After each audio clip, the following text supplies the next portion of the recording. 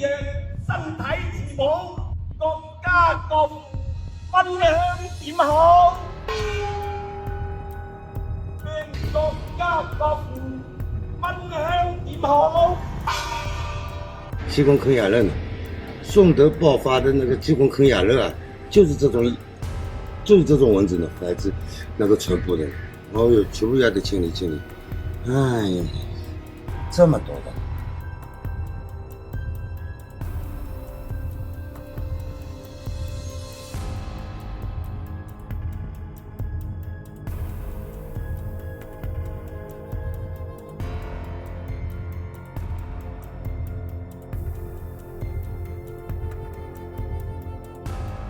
嚟做核酸啦！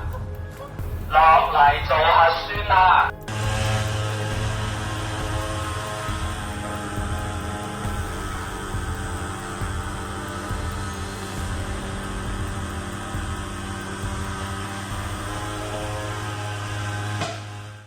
大家好，欢迎来到看大陆节目，我是美玲。中国近期疫情重新抬头，广东省佛山市爆发了鸡孔啃鸭热疫情，并且呢是快速的传播，不但传到了澳门和北京，还在广东省扩散了12个城市。我们来一起看一下。完了，兄弟们，鸡孔啃鸭热病毒已经传到北京了。家里有老人、小孩、孕妇、宝妈的就不要瞎溜达了。这种病毒没有特效药，如果被感染的话，关节会疼到你怀疑人生。据悉呢，鸡孔啃鸭热是因蚊子叮咬而引发的传染病，病人会出现发烧、出疹和关节疼痛等症状。一名男子在视频中介绍自己染上了鸡孔啃鸭热疫情的感受，我们来看一下。前几天刚刚有这种症状的时候，那个腰是很痛的，然后胸口是很闷的，然后呢那个腹部是胀的，然后整个人是没有力气的，乏力的。你们不要跟我说什么体质差，有些人体质差什么的，这个跟体质是没有关系的啊，因为我也是经常锻炼的人，我也是有8块腹肌的人。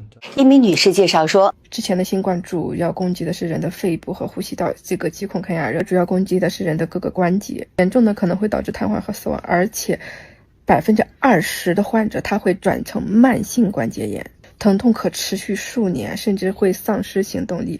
中国人经历过惨痛的疫情封控，人们被当局强行封控在家里，缺吃少喝的，至今都让人感到不寒而栗。中国当局实施的防疫措施，让佛山民众似乎在一夜之间又回到了新冠疫情清零封城的时期，因为这些大阵仗确实是让人们感到恐慌。2025年的7月27号，佛山市居民已经开始排队抽血检测。先生冇搶佢冷嘅，係啊，我冇去搶嘅。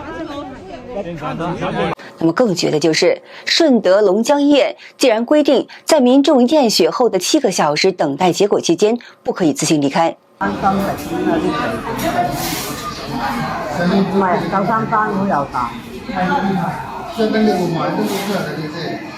现在呢，佛山顺德某村已经出现了夜晚封村的现象了。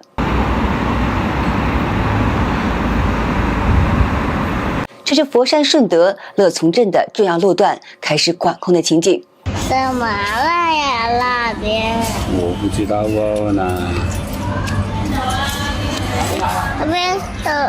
边还有通过先走。这则拍摄于7月27号的视频显示呢，佛山某村全体百姓都在排队登记近期的旅居史。那么下一步是不是要精准隔离了呢？现在确实出现了政府要强行隔离百姓的事情，我们要对我们感染的一些人群进行一个隔离。不出人们的所料，中共把在新冠疫情期间使用的手段又故技重施了。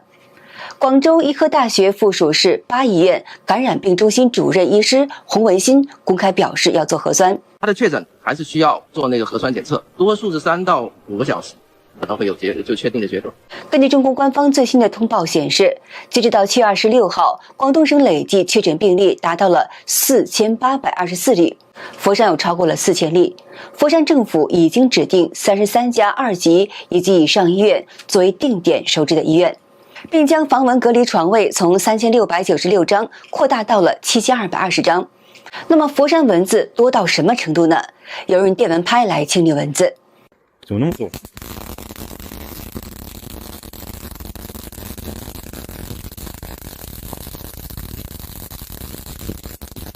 也有人自制处理蚊子的小妙方。看一下昨天晚上一晚上效果怎么？哎呀，满了，全部都是活的，活蹦乱跳。这个不能随便打开，打开就全部跑出来了。鸡已经在这里等着了。有网友晒出自己被蚊子叮咬后的视频。哇，是广东的蚊子。哇，太离谱了！虽然中共官方声称感染者是轻症，没有重症和死亡的病例，但在大街上可以听到关于防蚊虫的广播提醒。灭蚊虫，防叮咬，及防护惊恐感染热。禁忌水，灭蚊虫，防叮咬，及防护惊恐感染热。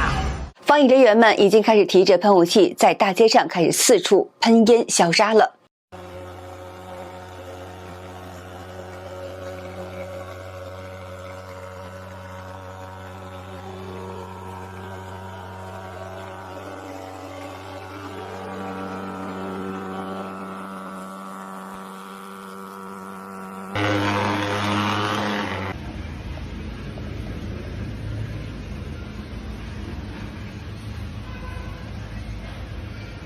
哇！全民滅蚊，全民滅蚊。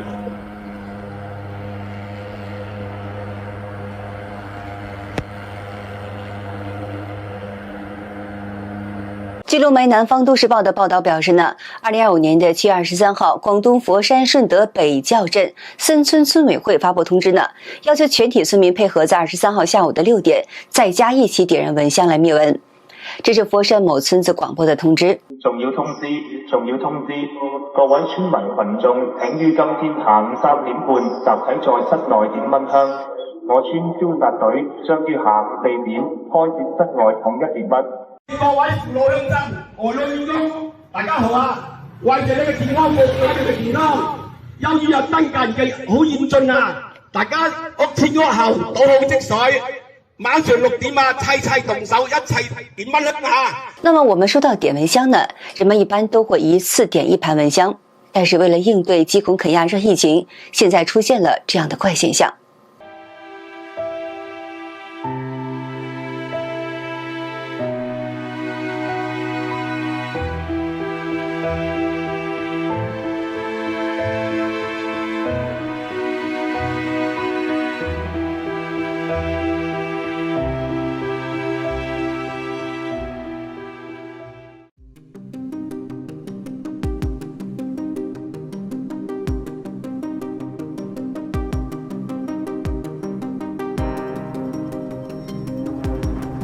蚊香对人体有一定的伤害，一次点这么多的蚊香，所释放出来的有害气体无疑会对人体造成伤害。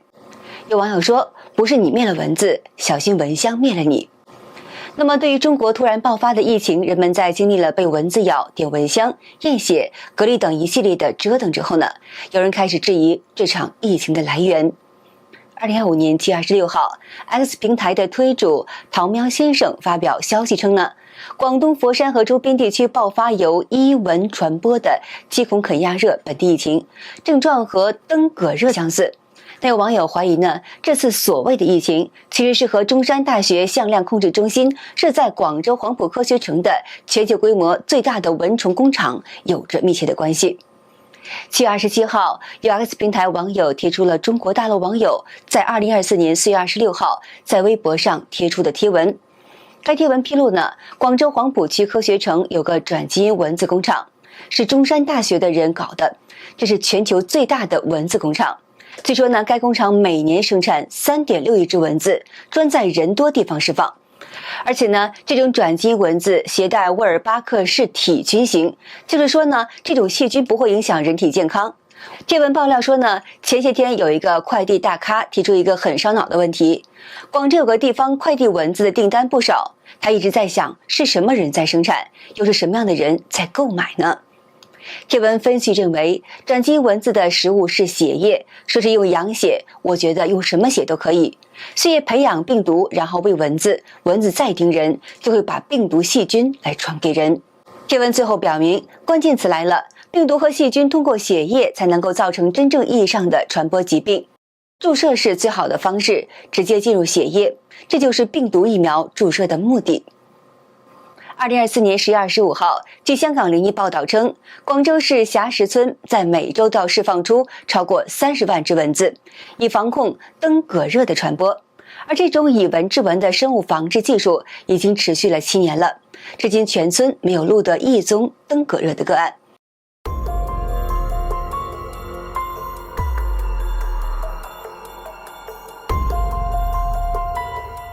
据介绍，与普通蚊子不同，这些感染了沃尔巴克氏体菌型的雄性白纹伊蚊，与传播登革热的白纹伊蚊、雌蚊交配以后呢，所产的卵无法成功的孵化，从而无法发育成成蚊。霞石村是目前广州唯一一个持续发展以蚊治蚊的生物技术防控登革热的村。该项目早在2018年早已经就开展了。据长期的监测显示，村内白纹伊蚊的控制率常态化超过了90%。这也可以说明呢，为何该村的村民没有感染过这波疫情。现在北京、上海陆续发现了鸡孔肯亚热输入病例，各地风声鹤唳，仿佛是一夜之间，全中国的蚊子都成了重点监控的对象。7月26号，微信公众号文丽于晨发文指出，佛山疫情又开始做核酸了，3年之后又3年。文章表示，在一夜之间，佛山再度进入新冠疫情的防疫的情景。先是有40家医院挂出牌子，可以做鸡孔肯亚热病毒的核酸检测。当人们还没有反应过来时呢，其他配套措施已经开始上线了。有网友指出，自己家里人拿着佛山身份证到深圳旅游，结果被好几家酒店拒绝入住。有网友刚坐上车，就看到窗外的人提着喷雾器，才对着地面来消毒了。有网友说呢，小孩子去珠江的医院看病，发烧已经多了一项检测登革热，上百块收费是强制的。网上流传一张珠海高新区的排查表，标题就是佛山旅居史人员情况统计，而这瞬间让人们的记忆拉回到了3年前。那时的记忆混杂着消毒水味，棉签的触感和手机屏上都是不断变化的颜色。而且佛山社区村委下发通知，建议居民扔掉盆栽、水生植物，建议弃养。这与当年疫情期间不少宠物狗被扑杀的画面如出一辙。作者说，人们反感的从来不是棉签的本身，他们反感的是长期反复被强制的肌肉记忆，是那种一张通知就能让整座城市停摆，一个身份标签就能让你寸步难行的无力感，是那种为了一个万全之策就可以牺牲掉无数人具体生活的行事风格。人们的焦点几乎都集中在了爆发并快速传播的鸡孔肯亚热疫情，这是有网友进行了灵魂发问，尽显百姓的辛酸。兄弟们，我就想知道你们现在还买社保吗？每年这个疫情那个疫情，这个病那个病，我都不知道我能不能活到63岁领工资那天。为了领这个工资哈，我把烟也戒了，酒也戒了啊，每天还健身，太不容易了。作为一个国家的政府，应该如何对待本国的民众？相信很多人心中都有自己的答案。